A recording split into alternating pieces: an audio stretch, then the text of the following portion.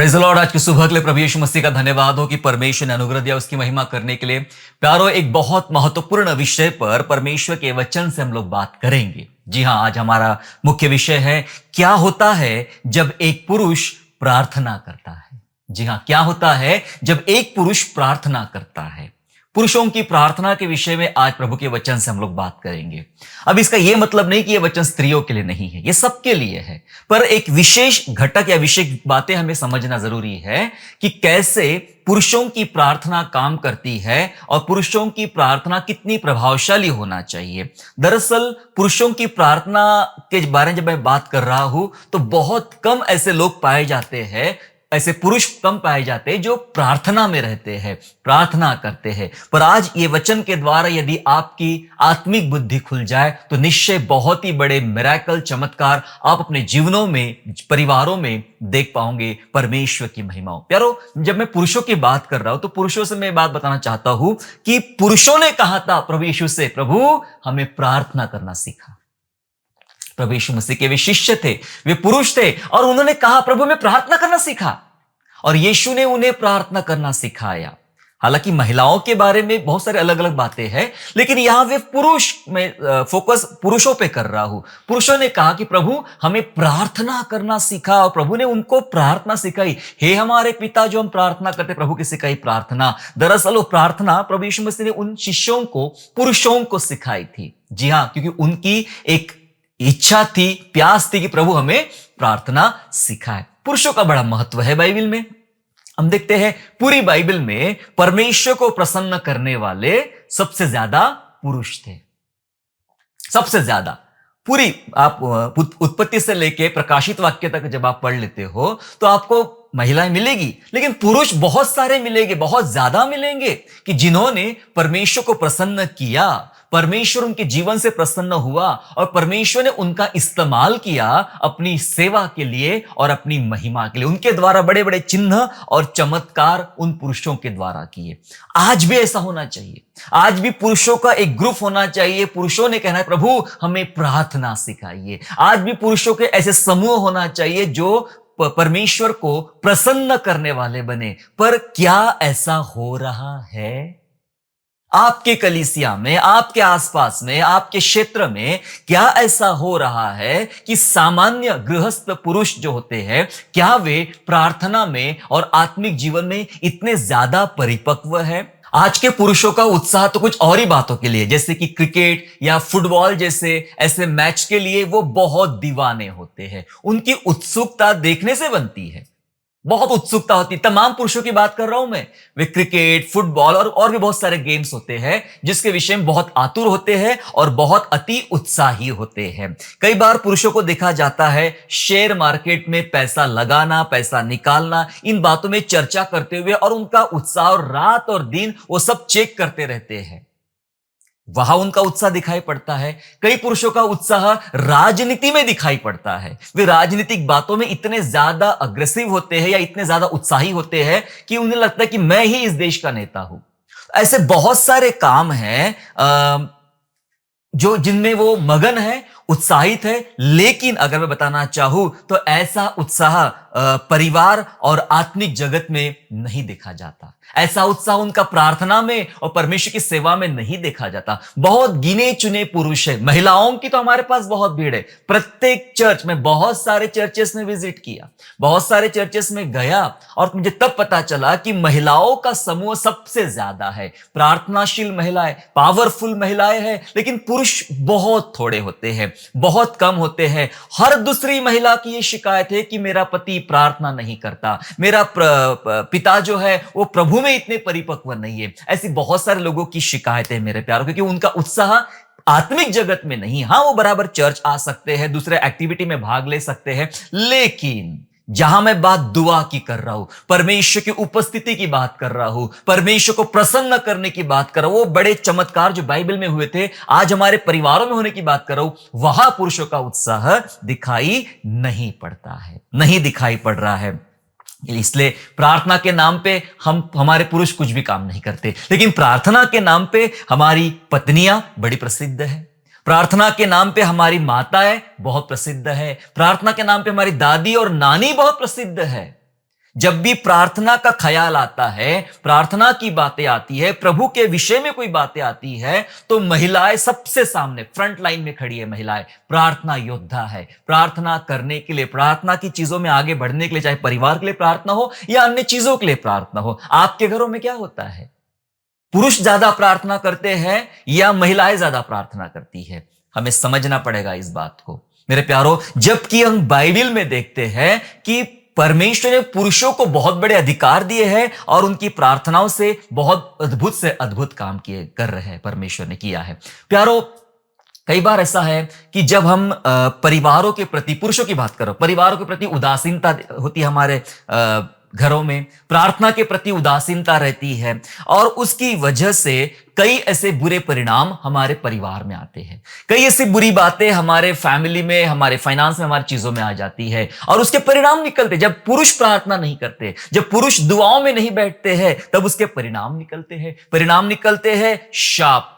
बहुत सारे शाप हमारे परिवारों पर लगातार मंडलाते रहते, क्योंकि उस परिवार का मुखिया पुरुष जागृत नहीं है, तैयार नहीं है, सतर्क नहीं है प्रार्थना में, तो बहुत सारे शाप मंडलाते रहते हैं। बहुत सारी प्रकार की कंगाली, गरीबी मंडलाती रहती है। फाइनेंशियली ब्लेसिंग्स बहुत कम रहती है, घटती रहती है। महिलाएं प्रार्थना तो बहुत करती, लेकिन आखिरकार जो मुख्य प्रार्थना, मुख्य जिम्मेदारी है, वो पुरुषों की है, जिसके बारे में आगे बात करेंगे। कंगाली और गरीबी जैसी समस्या वहां पर आ जाती है। जहां पुरुष प्रार्थना नहीं करते हैं, वहां उनके बच्चे अनाज्ञाकारी हो जाते हैं।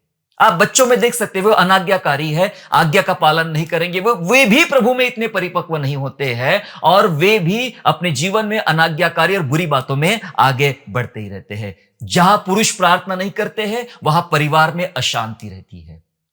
वो प्रयास तो बहुत करते, चलो मैं पैसा कमा के लाता हूं, चीजें खरीद के लाता हूं ताकि घर में शांति रहे, लेकिन उसके बावजूद भी परिवार में अशांति रहती है। भाई साहब, सब तो आप कर रहे हो, लेकिन प्रभु के पास नहीं बैठ रहे हो। परमेश्वर के पास आपके पास समय नहीं है बैठने का और असुरक्षा महसूस करते हो, अशांति रहती है, असुरक्षा। आपकी फैमिली, आपका जीवन, आपका काम, आपका पैसा, सब असुरक्षित आपको फील होता है। ये तमाम बातों की जो मुख्य वजह है, पुरुषों का प्रार्थना में न बैठना, घुटनों पर न आना, परमेश्वर की उपस्थिति में न बैठना। लेकिन जिन घरों में पुरुष ने ये प्राथमिकता लिया है, ये अधिकार अपने हाथ में लिया है, वेदी की जो उपासना या आराधना, अपने घर में वेदी बनाई और वेदी का मुख्य पुरुष वो पुरुष होता है, मुख्य व्यक्ति पुरुष होता है। जो वेदी में जाके प्रार्थना करता है, उसके घरों के फल देखने जैसे है, उस पुरुष के घर की आशीषें देखने जैसी है, उस पुरुष के घर के काम देखने जैसे, क्योंकि वहां वो पुरुष आधी आधी रात को उठकर घुटनों पे बैठकर अपने परिवार के लिए, अपने लोगों के लिए प्रार्थना कर रहा है। उसका जीवन प्रार्थनाशील है, उस पुरुष का जीवन प्रभु में परिपक्व है।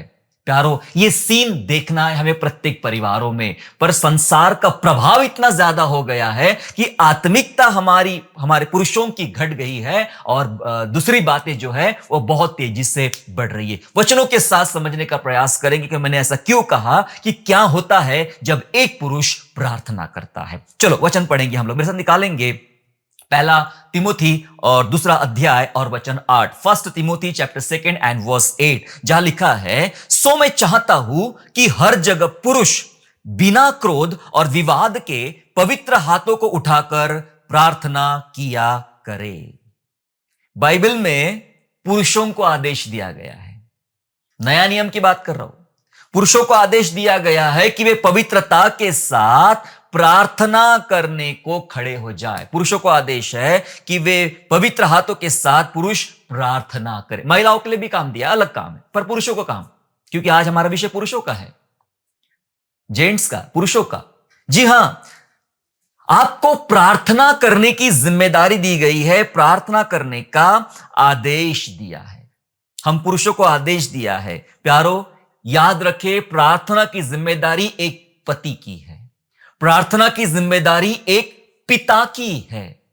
हो सकता है आप एक पति हो सकता है आप एक पिता हो, या हो सकता है कि आप अनमैरिड व्यक्ति हो, उसके बारे में भी हम बात करेंगे। लेकिन यदि कुल मिला के बात करें तो आप एक पुरुष हो, और यदि आप पुरुष हो तो आपके लिए बाइबल का आदेश है, आपके लिए बाइबल की एक जिम्मेदारी आपको दी जा रही है कि तुम्हें हर जगह पुरुष को बिना क्रोध और विवाद के पवित्र हाथों को उठाकर तुम्हें प्रार्थना करने की आवश्यकता है। यस, पुरुषों के लिए बताया तुम्हें प्रार्थना करने की आवश्यकता है। और जिन घरों में, जिन परिवारों में पुरुष ये जिम्मेदारी उठा लेते हैं, फिर क्या देखना, शैतान को कोसों दूर भागना पड़ता है, क्योंकि उस घर का मुखिया अब खड़ा हो चुका है। उस घर का मुखिया जाग गया है, प्रार्थना करने वाला, और अब उसके घरों में बड़े अद्भुत आशीषें, अद्भुत काम होने वाले हैं। एक और वचन ऐसा कहता है, पहला कुरिन्थियों उसका अध्याय 11 और वचन 3, first Corinthians chapter 11 and verse 3, जहां ऐसा लिखा है,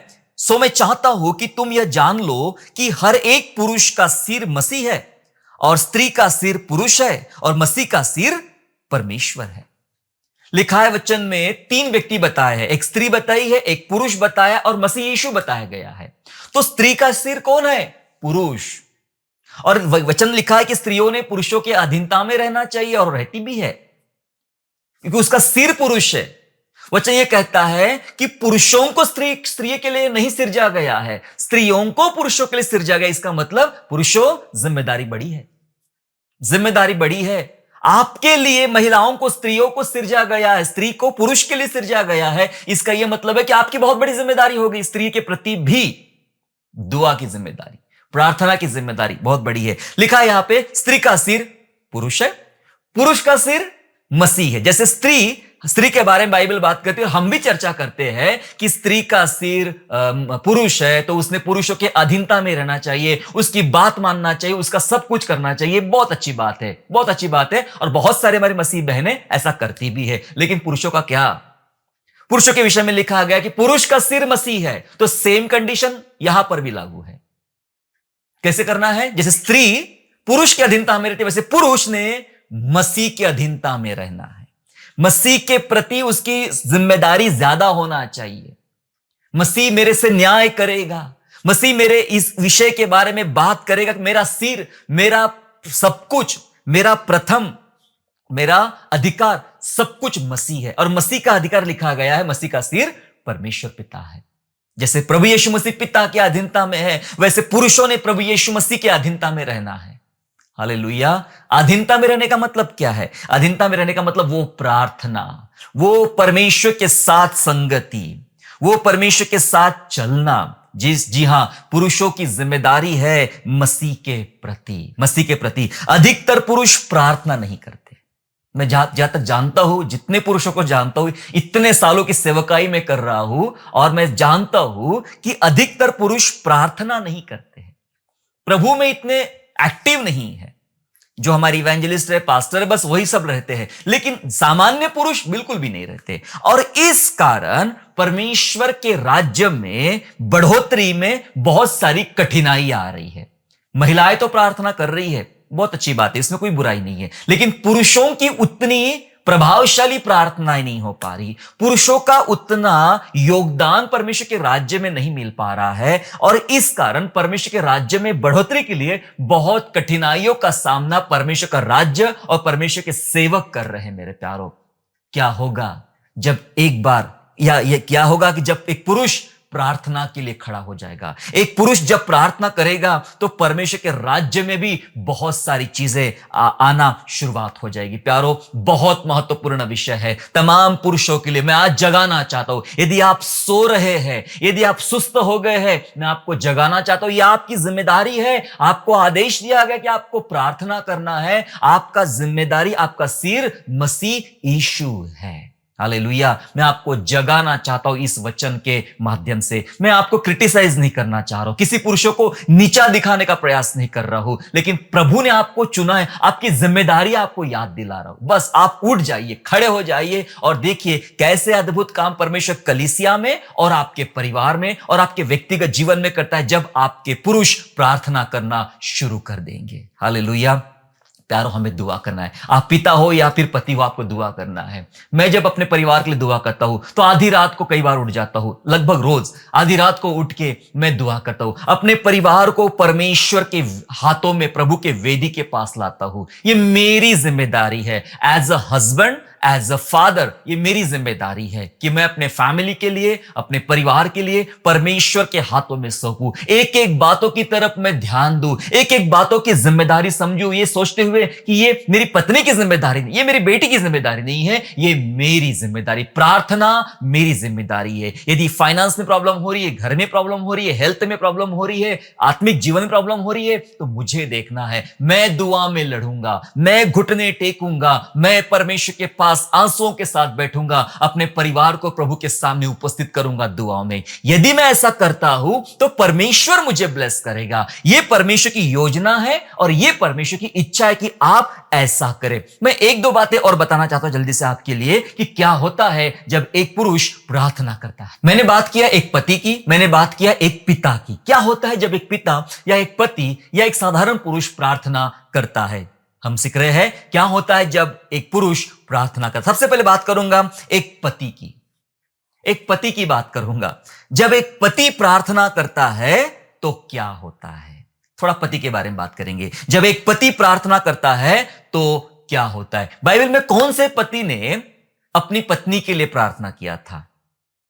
जी हां, आप सही कह रहे हो। बाइबल में एक पति ने अपने पत्नी के लिए प्रार्थना किया था और वो पति का नाम था, क्या था? इसहाक। हालेलुया। इसहाक नाम था जिसने अपने पत्नी के लिए विशेष प्रार्थना किया था और उस प्रार्थना से उसने बहुत ही बड़ा फल प्राप्त किया। मेरे साथ निकालेंगे उत्पत्ति की पुस्तक, उसका 25वां अध्याय और वचन 21, जेनेसिस चैप्टर 25 एंड वर्स 21, जहां लिखा गया है 21 पद में, इसहाक की पत्नी तो बांझ थी, सो उसने उसके निमित्त यहोवा से विनती की और यहोवा ने उसकी विनती सुनी, सो उसकी पत्नी रिबका गर्भवती हुई। लिखा है रिबका जो इसहाक की पत्नी थी वह बांझ थी, उसकी कोई संतान नहीं थी। लेकिन प्यारो, आप समझ रहे इसके बीच में हो क्या रहा है? इसहाक के घर में बच्चे की आशीष आई और यह प्राकृतिक तरीके से आशीष नहीं आई। जी हां, यह प्राकृतिक तरीके से आशीष नहीं आई, लेकिन यह आत्मिक तरीके से आशीष आई। आत्मिक तरीका क्या था? आत्मिक तरीका, वो स्त्री बांझ है, रिबका बांझ है, और उस बांझ स्त्री के लिए जिसकी कोई संतान नहीं होना था, इसहाक ने अपनी पत्नी रिबका के लिए प्रार्थना किया, विनती किया, प्रभु उसकी कोख को खोल, और तब उसके घर में फल आया। प्यारो, बहुत सारी आशीषें, प्रतिज्ञा पहले से ही रेडी है। पता है, आशीष तो इसहाक के घर में आना ही था। क्यों? क्योंकि परमेश्वर ने इब्राहिम के साथ वाचा बांध के रखी थी, मैं तेरे वंश को बढ़ाऊंगा। तो पत्नी तो निकली बांझ, तो अब क्या? मतलब आशीष पहले से रेडी है। वो उसके घर में रेत के किनकों के समान वंश बढ़ने वाला है, पर मिलेगी कैसे? वो पाने के लिए प्रार्थना एक माध्यम है। इसहाक ने प्रार्थना का इस्तेमाल किया वो आशीषों को पाने के लिए। तो इसका मतलब वो आशीषें पहले से रेडी थी, वो प्रतिज्ञाएं पहले से रेडी थी, लेकिन प्राकृतिक तरीके से उसके घर में ब्लेसिंग नहीं आई। उसने प्रार्थना किया और आत्मिक तरीके से उस आशीषों को उसने पाया। उसने अपनी पत्नी के लिए प्रार्थना किया। मैं चाहता हूं कि आज तमाम पुरुष अपने पत्नी के लिए बहुत ज्यादा प्रार्थना करें। आपके पत्नी को आपकी प्रार्थना की बहुत ज्यादा जरूरत है। पत्नियों की प्रार्थनाओं से पति बहुत ज्यादा सुरक्षित होते हैं। वे काम पे जा रहे, घर से बाहर जा रहे, उनकी प्रार्थनाएं उनको बचाती है। मैं जब सेवकाई में बाहर जाता हूं, काम के लिए बाहर जाता हूं, मुझे पता है मेरी पत्नी मेरे घर में बैठकर मेरे लिए लगातार दुआएं करती रहती है। उसकी दुआएं मुझे संभालती है, उसकी दुआ मेरी सुरक्षा करती है। लेकिन उसका क्या पति की प्रार्थना की आवश्यकता नहीं है पत्नी की सुरक्षा के लिए? जी हां, पति की प्रार्थना की भी आवश्यकता है। पतियों ने अपने पत्नी के लिए प्रार्थना करना चाहिए। सिर्फ ये इस बात के लिए नहीं कि उससे संतान हो जाए, लेकिन बहुत सारी बातों के लिए प्रार्थना करना चाहिए। ये पति का अधिकार है, क्योंकि क्या लिखा है? स्त्री का सिर कौन है? पुरुष है। तो पुरुष की जिम्मेदारी ज्यादा है, आपके नीचे है वो, तो मतलब आपकी जिम्मेदारी ज्यादा है, आपकी जिम्मेदारी बहुत ज्यादा है उस स्त्री के लिए प्रार्थना करने के लिए। जी हां, पति ने अपनी पत्नी के लिए प्रार्थना करना चाहिए। पतियों ने प्रार्थना पत्नी की सुरक्षा के लिए करना चाहिए, उसकी बुद्धि के लिए करना चाहिए। सुरक्षा पता है क्यों?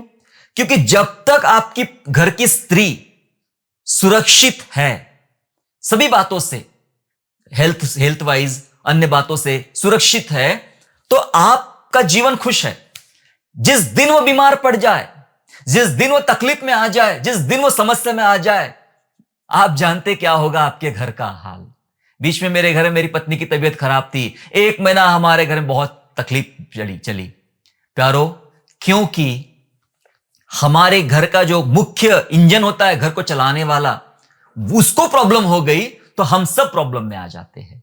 तो पति ने अपनी पत्नी की सुरक्षा के लिए प्रार्थना करना, प्रभु हेल्थ से मतलब रोगों से उसकी सुरक्षा कर। महिलाओं में बहुत सारे रोग बहुत बुरे तरीके से काम करना चाह रहे हैं, हमें उनकी सुरक्षा के लिए प्रार्थना करना है। वो बहुत सारे काम करती है, इलेक्ट्रिक चीजों के साथ काम करती है, गैस के साथ काम करती है, बहुत सारी चीजों में काम करती है। क्या आपकी प्रार्थना नहीं होना चाहिए, प्रभु वहां उसे बचाना, इलेक्ट्रिक करंट से, गैस से, अन्य तमाम बातों से बचाना। सुरक्षा के लिए प्रार्थना करें अपने पत्नी के लिए, अपनी पत्नी के लिए उसकी बुद्धि के लिए प्रार्थना करें। वही है जो आपका घर चलाती है, वही है जो आपका फाइनेंस चलाती है, वही है जो आपके बच्चों को, आपके रिश्ते नातों को आगे बढ़ाती है। यदि उसके पास सही बुद्धि होगी तो सही बुद्धि के साथ सही संचालन करेगी परिवार का। यदि बुद्धि बिगड़ गई, जिस प्रकार शैतान ने हवा की बुद्धि बिगाड़ दिया था और सब बिगड़ गया मामला, तो इसलिए हमें याद रखना है उसकी बुद्धि सही रहे, सही ढंग से मेरे परिवार को आगे ले चले परमेश्वर। इसलिए अपनी पत्नी के लिए, उसकी सुरक्षा के लिए, उसकी बुद्धि के लिए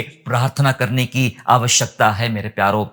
और जब आप अपनी पत्नी के लिए प्रार्थना करते, एक पति होने के नाते अपने पत्नी के लिए, अपने बच्चों के लिए जब आप प्रार्थना करते हो, दरअसल ये प्रार्थना घराने की नींव मजबूत करती है। आपकी ये प्रार्थना फाउंडेशन मजबूत करती है। पता है, जिन घरों में पुरुष प्रार्थना नहीं करते हैं, उन घरों का फाउंडेशन महिलाएं संभालने का प्रयास करती है, लेकिन वो टेंटेटिव रहता है, सब कुछ टेंटेटिव रहता है। लेकिन जब पुरुष प्रार्थना करता है, वो नींव ज्यादा मजबूत पाई जाती है। बाइबल के अनुसार, बाइबल में पुरुषों को सिर बनाया है, पुरुषों को अधिकार दिया है प्रार्थना करने का। बहुत सारे पुरुषों की डिमांड रहती है कि मेरी पत्नी गॉड फियरिंग होना चाहिए। वो जब शादी करने निकलते वो लिखते गॉड फियरिंग होना चाहिए। गॉड फियरिंग का मतलब बराबर चर्च जाए, बराबर प्रार्थना करे, बराबर उपवास करे और प्रभु का भय माने सब बात में। मैंने बहुत सारे लड़कियों के बायोडाटा में देखा कि उनको गॉड फियरिंग लड़का चाहिए, तो वो नहीं मिलता कई बार। गॉड फियरिंग का मतलब उसने शराब को हाथ नहीं लगाना है, उसने सिगरेट को हाथ नहीं लगाना है, उसने गंदे चीजें को देखना नहीं है, और उसने प्रार्थना में ज्यादा करना चाहिए। अगर स्त्री, वो शादी जिससे आप करने वाले हो, अगर वो 1 घंटा प्रार्थना करती है तो पुरुष ने 2 घंटा करना पड़ेगा, क्योंकि भाई साहब आप सिर हो उसका, तो आपको 2 घंटा। अगर वो 1 घंटा करती, जिन जिन पुरुषों ने गॉड फियरिंग लड़की मांगी है, मैं बताना चाहता हूं आपको उससे डबल गॉड फियरिंग होना चाहिए, तब आपके घर में ब्लेसिंग रहेगी, वरना पासा पलट जाएगा। फाउंडेशन महिलाएं बनाना चाहेगी, बनाएगी जरूर, पर उसमें कच्चापन रहेगा। लेकिन जो पुरुष फाउंडेशन बनाएगा वो अति मजबूत रहेगा। ये आत्मिक जिम्मेदारी पुरुषों की है, परमेश्वर ने दिया। जब आप एक पति होने के नाते प्रार्थना करते हो, तो अपने घराने की जो नींव है, सिर्फ आप और आपकी पत्नी तक बात सीमित नहीं रहती, आपको बहुत सारी पीढ़ियों को देखना है, बहुत सारे रिश्तों को जन्म देना है, बहुत सारे पीढ़ियों को आपको तैयार करना है, और उसमें घराने की नींव मजबूत की जाएगी आपकी दुआ से, पुरुष की प्रार्थना से। यह भरोसा था परमेश्वर को इब्राहिम के ऊपर में। जी हां, पढ़ ले थोड़ा सा।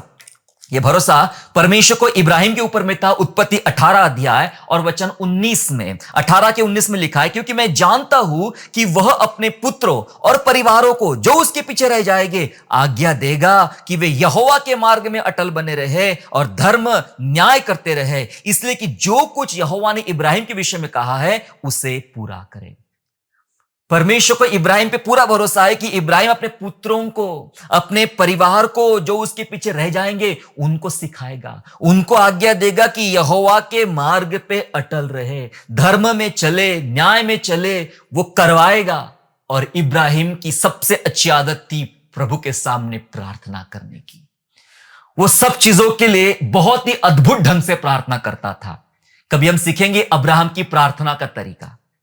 अब्राहम ऐसी प्रार्थना करता था अपने लिए, अपने घराने के लिए। उसकी दुआओं ने, अब्राहम की दुआओं ने उसकी घराने की नींव को मजबूत किया। इसलिए आज हम विश्वास का पिता कहते हैं इब्राहिम को, घमंड से कहते हैं कि हम इब्राहिम के घराने से हम विश्वास करने वाले। हालेलुया, क्योंकि उसने ऐसी दुआ की थी। यहां सारे को जिम्मेदारी नहीं दिया गया, सारा को जिम्मेदारी नहीं है, यहां बड़ी जिम्मेदारी अब्राहम को है। आप घर के पुरुष हो, बड़ी जिम्मेदारी आपकी है। यस, आपकी दुआएं घराने की नींव को मजबूत करेगी। क्या आप चाहते हो आपका ही परिवार नहीं, आपके आगे जितने भी पीढ़ियां तैयार होने वाली है, उन तमाम रिश्तों की नींव मजबूत की जाए? प्रभु में आपको दुआ करना पड़ेगा। As a husband, as a पति आपको दुआ करना पड़ेगा, और दुआ के लिए हो सकता है आपको अलग टाइम निकालना पड़ेगा। आप बिजी है, आप सुबह 9 बजे अपने ऑफिस निकल जाते हो, शाम को लौटते हो, थक जाते हो, कोई प्रॉब्लम नहीं, आपके पास सभी चीजों के लिए टाइम है, सिर्फ प्रार्थना के लिए नहीं। मोबाइल के लिए टाइम है, टीवी देखने के लिए टाइम है, गपशप करने के लिए टाइम है, घूमने फिरने के लिए टाइम है, लेकिन दुआओं के लिए नहीं। प्यारो, दुआ कीजिए। मैं तमाम पुरुषों से आग्रह करता हूं, आप अपने जीवन को दुआओं में रखिए, दुआ में बैठिए और परिवार को बदलते हुए देखिए। अभी तक जितना हुआ है वो आपकी महिलाओं की प्रार्थना की वजह से, लेकिन डबल ब्लेसिंग देखना है, पुरुष प्रार्थना करे। हमने देखा जब एक पति प्रार्थना करता है तो क्या होता है, अब देखेंगे जब एक पिता प्रार्थना करता है, एज अ फादर एक पिता प्रार्थना करता है, तब क्या होता है? तब भी कुछ होता है, बहुत कुछ होता है, और मैं कहता हूं बहुत यानी बहुत कुछ होता है। पिता की प्रार्थना क्या क्या कर सकती है, क्या क्या बदलाव ला सकती है। आपके घराने में परमेश्वर ने संतान की आशीष दिया है, पति और पत्नी को मिला के परमेश्वर ने कहा फलो फूलो और पृथ्वी भर फैल जाओ, बच्चों की हमें आशीष दिया है। तो एज अ फादर हमें क्या करना है, एज अ पिता हमारी प्रार्थना क्या काम करती है, क्या जरूरी है एक पिता ने अपने बच्चों के लिए, अपने परिवार के लिए प्रार्थना करना, उसकी प्रार्थना कितनी प्रभावशाली रहेगी, कितनी महत्वपूर्ण रहेगी। इस बात के लिए उदाहरण बताना चाहता हूं अय्यूब के जीवन से। अय्यूब पहला अध्याय और वचन 5, जोब चैप्टर 1 एंड वर्स 5, जहां लिखा है, और जब जेवनार के दिन पूरे हो जाते, तब तब अय्यूब उन्हें बुलाकर पवित्र करता और बड़ी भोर उठकर उनकी गिनती के अनुसार होमबलि चढ़ाता था, क्योंकि अय्यूब सोचता था कि कदाचित मेरे लड़कों ने पाप करके परमेश्वर को छोड़ दिया हो। इसी रीति से अय्यूब सदैव किया करता था। ज्यादा बच्चे हैं अय्यूब के परिवार में, 7 बेटे 3 बेटियां, ठीक है, 10 बच्चे हैं, 7 बेटे 3 बेटियां हैं। ज्यादा बच्चे ज्यादा जिम्मेदारी, कम बच्चे बहुत ज्यादा जिम्मेदारी। हालेलुया। ये मत समझना कम बच्चे तो कम जिम्मेदारी नहीं, ज्यादा बच्चे ज्यादा जिम्मेदारी, कम बच्चे हैं तो बहुत ज्यादा जिम्मेदारी, बहुत ज्यादा। जी हां, तो अय्यूब के जो बच्चे थे, भाई बहनों के घर में खाने पीने आया जाया करते थे, घूमने फिरने आया जाया करते थे, लेकिन अय्यूब सोचता था कदाचित ये खाने पीने घूमने फिरने गए, कदाचित मेरे बच्चों ने पाप किया होगा, तो उनसे कोई अपराध हो गया होगा, तो उनकी क्षमा वो मांगते हैं क्या नहीं मुझे नहीं पता। ये बच्चे लोग दुआ में बैठते हैं, मांगते हैं कि नहीं मांगते ये बाप को नहीं पता, लेकिन बाप को ये पता है मैं जाऊंगा परमेश्वर के कदमों में, मैं अपने बच्चों के लिए होम बलि चढ़ाऊंगा। एक एक की गिनती के अनुसार लिखा है, प्रभु ये इसके लिए 1 नंबर वाले के लिए, फिर 2 नंबर वाले के लिए ये होम बलि, 3 नंबर वाले के लिए ये होम बलि। उसने स्वभाव ऐसा, उसने ऐसा पाप किया होगा तो, लड़की ने ऐसा पाप किया होगा तो, बेटे ने ऐसा पाप किया होगा तो, प्रभु क्षमा कर, माफ कर, शुद्ध कर, मेरा घराना अशुद्ध ना हो, मेरे घर में अशुद्धता ना आए। परमेश्वर वो अपने बच्चों के लिए प्रार्थना करता था। उसके पीठ पीछे क्या कर रहे बच्चे ये पता नहीं है, लेकिन उसके बावजूद भी वो इतना सतर्क था कि दुआ में अपने बच्चों को लेकर बैठता था, बच्चों के लिए दुआ करता था। क्या होती है प्रार्थना एक पिता की? जब एक पिता प्रार्थना करता तो क्या होता है? जब एक पिता प्रार्थना करता है तो उसके बच्चों की पापों की क्षमा आती है। हालेलुया। उसके बच्चों के पापों की क्षमा आती है। कैसा लगेगा आपको कि आप जाएंगे स्वर्ग में और आपके बच्चे जाएंगे नरक में? पापों की क्षमा होना जरूरी है। इन जवान बच्चों को नहीं समझ में आता है वो किस दिशा में चल रहे हैं, क्या सही है क्या गलत है, बाइबल का उनको इतना ज्ञान नहीं है। क्या पुरुषों को है? पुरुषों ने अपनी जिम्मेदारी समझना है। प्रभु के वचन के साथ बैठिए, प्रभु के साथ प्रार्थना में बैठिए, अपने आप को भरिए, तो आप सही लीड कर पाओगे, फैमिली को सही ज्ञान दे पाओगे। संसार के ज्ञान की जरूरत नहीं है आपके परिवार को, आपके परिवार को आत्मिक ज्ञान की जरूरत है। आत्मिक तौर से इब्राहिम ने कैसा अपना परिवार चलाया, अय्यूब ने कैसा अपना परिवार चलाया, वैसे आपको अपना परिवार चलाना है मेरे प्यारों। बच्चों के लिए प्रार्थना, एक पिता होने के नाते जब आप प्रार्थना करोगे तो बच्चों की पाप क्षमा आएगी, बच्चों के लिए पाप क्षमा आ सकती है मेरे प्यारों। पिता की प्रार्थना, जब एक पिता प्रार्थना करता है तो पिता की प्रार्थना बच्चों को गलत दिशा में जाने से रोकती है। पिता की प्रार्थना बच्चों को गलत दिशा में जाने से रोकती है। बहुत सारे बच्चे गलत दिशा में चल रहे, आपको नहीं पता कि वे बच्चे किधर चल रहे हैं। आपको यह नहीं पता कि घर से वो गए कॉलेज के नाम से, स्कूल के नाम से, यहां वहां घूमने के नाम से, पर वहां वहां क्या हो रहा है नहीं पता। प्रियो, मैं जब बच्चों के सेमिनार लेता हूं, युवाओं के सेमिनार लेता हूं, तब बहुत सारी सीक्रेट बातें बाहर आती है। तब पता चलता है ये वाली बातें इनके पेरेंट्स को पता ही नहीं है कि बाहर क्या हो रहा है। पता है, पेरेंट्स को धोखा दे रहे बहुत सारे बच्चे गलत दिशा में जा रहे, पेरेंट्स को पता नहीं है। वजह बच्चे नहीं है, वजह पेरेंट्स है। As a father, as a mother, हमें हमारे बच्चों के लिए बहुत दुआ करने की जरूरत है, और एक पिता की प्रार्थना अपने बच्चों को गलत दिशा में जाने से रोकती है। कितना इब्राहिम अपने बेटे को लेकर, उसकी शादी को लेकर कितना कठोर था कि मेरे बेटे ने गलत लड़की से शादी नहीं करना चाहिए, उसने गलत मार्ग में नहीं चलना चाहिए, जो देश से प्रभु ने मुझे निकाला, मेरा बेटा उस देश में नहीं जाना चाहिए। कितना सख्त था उसकी प्रार्थनाओं ने, इब्राहिम की प्रार्थना और इब्राहिम के परिश्रम ने इसहाक को गलत दिशा में जाने से रोका। क्या पिता आज अपने परिवार के लिए ऐसी प्रार्थना कर रहे हैं? करना चाहिए। पिता की प्रार्थना अपने परिवार को सुरक्षा प्रदान करती है। यस, जरूरत है सुरक्षा की, आपके बच्चों को, आपके पत्नी को, आपके फैमिली मेंबर को। आपकी प्रार्थना आपके परिवार को सुरक्षा पैदा करती है। पता है, बाइबल में जो लोग दौड़ दौड़ के यीशु मसीह के पास आए ना, उसमें से बहुत सारे जेंट्स थे, और किसके लिए आए थे? फैमिली के लिए आए थे, फैमिली के लिए थे। चलो एक दो उदाहरण बताता मैं। यायर की बेटी का उदाहरण सबको याद है। यायर की बेटी मर चुकी थी और उसकी मां नहीं आई प्रभु के पास दौड़कर प्रार्थना करने के लिए। यायर आया, उस बेटी का पिता यायर आया, हे प्रभु मेरी बेटी बीमार है। उसको तो पता नहीं चला कि वो मर चुकी करके। प्रभु मेरी बेटी बीमार है। वो दुआ कर रहा अपनी बेटी के लिए। कैसे बची उसकी बेटी? वो मुर्दा हो चुकी थी, जिंदा कैसे हुई? एक पिता की प्रार्थना से। पिता ने प्रार्थना किया, पिता गया प्रभु यीशु मसीह के पास में, और पिता ने अपनी मरी हुई बेटी को जिंदा कर लिया। वो प्रार्थना, वो निवेदन। प्यारो, आपकी प्रार्थना आपके बच्चों के लिए सुरक्षा ला सकती है। एक पिता होने के नाते प्रार्थना यायर ने किया। और एक व्यक्ति बाइबल में है, पता, एक लड़का था जिसको मिर्गी आती थी। मिर्गी उसे कभी आग में कभी पानी में फेंक देती थी, मरने पर था। और वो पिता आया प्रभु यीशु के पास, प्रभु मेरे बच्चे को मिर्गी आती है, छुड़ा ले, बचा ले। उस पिता की प्रार्थना से, यहां तक बोला पिता ने कि प्रभु मेरा विश्वास बढ़ा।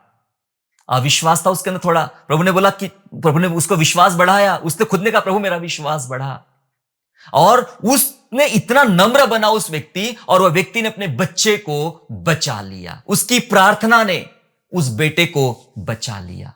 प्यारो, पिता की प्रार्थना परिवार को अद्भुत सुरक्षा देगी। पिता अगर प्रार्थना करता रहा, आपके बच्चे 7 समंदर पार चले जाए, कोई प्रॉब्लम नहीं रहेगा। वे परमेश्वर की सुरक्षा में रहेंगे, परमेश्वर के भय में रहेंगे। कोई भी माहौल, कोई भी परिस्थितियां उनको बिगाड़ नहीं पाएगी, क्योंकि घर में उसका पिता घुटने टिकाकर नींव तैयार कर रहा है। हालेलुया। एक पुरुष प्रार्थना करता है तो यह होता है। पिता की प्रार्थना समृद्धि लाती है, सुरक्षा लाती है, समृद्धि लाती है। यस, बढ़ोतरी चाहिए, पिता की प्रार्थना जरूरी है। आपके फैमिली में, आपके बच्चों में, परिवार में चाहिए समृद्धि, तो पिता की प्रार्थना जरूरी है। और जब पिता प्रार्थना करता है तो समृद्धि आती है। हालेलुया। इसहाक ने प्रार्थना किया अपने बेटे याकूब के लिए।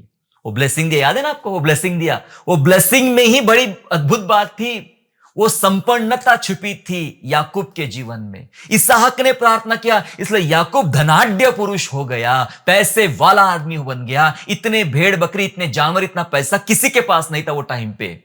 इतना पैसे वाला आदमी बन गया था कि इसहाक ने प्रार्थना किया था। बाप की प्रार्थना थी उस बेटे के पीछे। जो प्रार्थना इसहाक ने याकूब के लिए किया था, ब्लेसिंग लाया, समृद्धि लाया, आप जानते हो, वही सिखाता याकूब ने।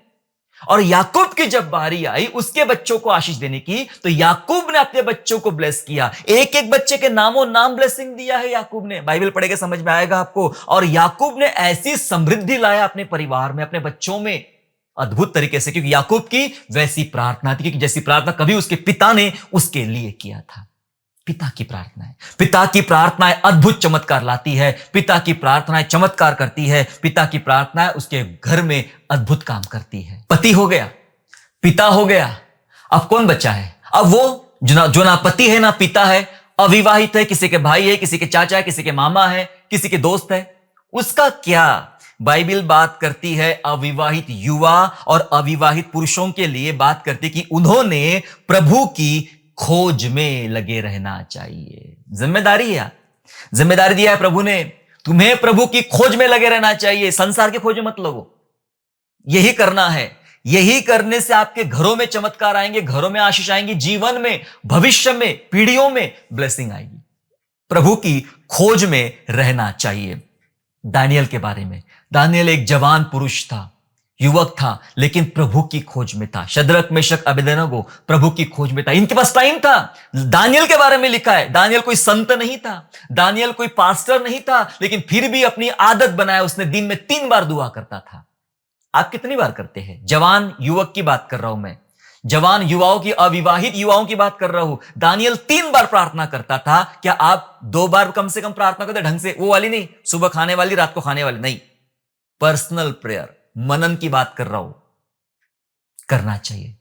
एलिया की प्रार्थना, एलिया अद्भुत प्रार्थना करता है। एलिया के विषय में लिखा है कि वो हमारे समान दुख सुख भोगी इंसान था, साधारण आदमी था, फिर भी उसकी प्रार्थना प्रभावशाली थी। और उसकी प्रभावशाली प्रार्थना से क्या क्या हुआ बाइबल हमें बताती है। युवाओं के लिए बाइबल का संदेश है कि उन्होंने प्रभु की खोज करना चाहिए। पहला कुरिन्थियों 7वां अध्याय और 32 पद ऐसा कहता है। 1 Corinthians chapter 7 verse 32 कहता है, सो मैं ये चाहता हूं कि तुम्हें चिंता ना हो। अविवाहित पुरुष प्रभु की बातों की चिंता में रहता है कि प्रभु को क्यों कर प्रसन्न रखे।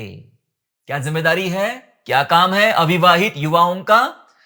कि उनकी सबसे पहली पसंद या पहला काम यह रहेगा कि प्रभु को कैसे प्रसन्न करना है। यह जिम्मेदारी है। आप लगे रहो दुआओं में, प्रभु में, आत्मिकता में, प्रभु आपके लिए काम करेगा। भजन 133 कहता है कि क्या ही भली बात है कि भाई लोग आपस में मिले रहे, संगति करो, आपस में मिले रहे। और जब आप संगति करोगे, प्रभु की खोज करोगे, तो भविष्य में जब आप पिता बनोगे, भविष्य में जब आप पति बनोगे, तो आपकी प्रार्थनाएं प्रभावशाली होगी। आपको ज्यादा परिश्रम नहीं करना पड़ेगा प्रार्थना में। आज जो पहली बार शुरुआत करे पति और पिता, उनको ज्यादा परिश्रम करना पड़ेगा, लेकिन जो युवा अवस्था से पहले से तैयारी कर रहे, उनको ज्यादा परिश्रम करने की आवश्यकता नहीं है, उनके लिए सब कुछ तैयार हो जाएगा।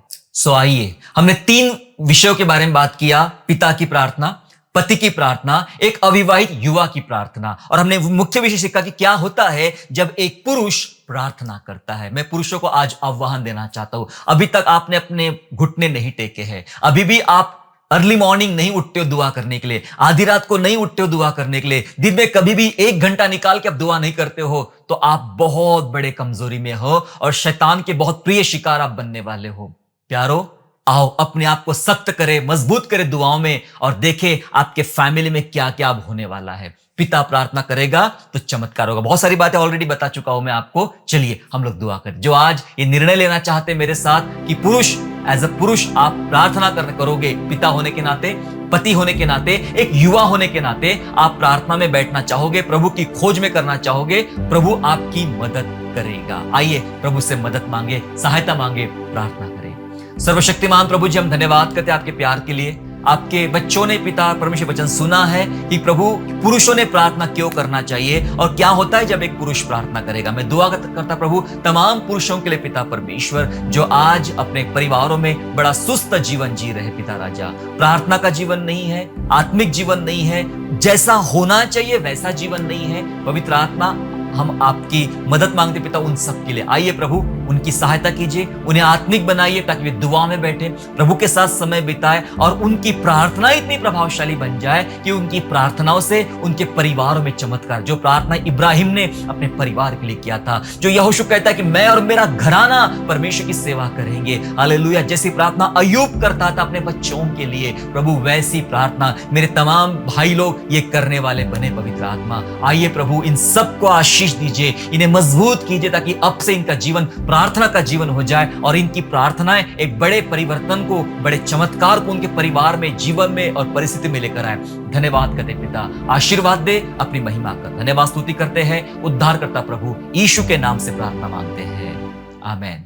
आशा करता हूँ आज के संदेश के द्वारा आपने आशीष प्राप्त किया है। यदि सचमुच आपने आशीष प्राप्त किया है तो इस संदेश को दूसरों के साथ शेयर कीजिए और हमारे दूसरे भी संदेशों को सुनने के लिए हमारे चैनल को सब्सक्राइब करें और नोटिफिकेशन के लिए बेल आइकन को दबाइए।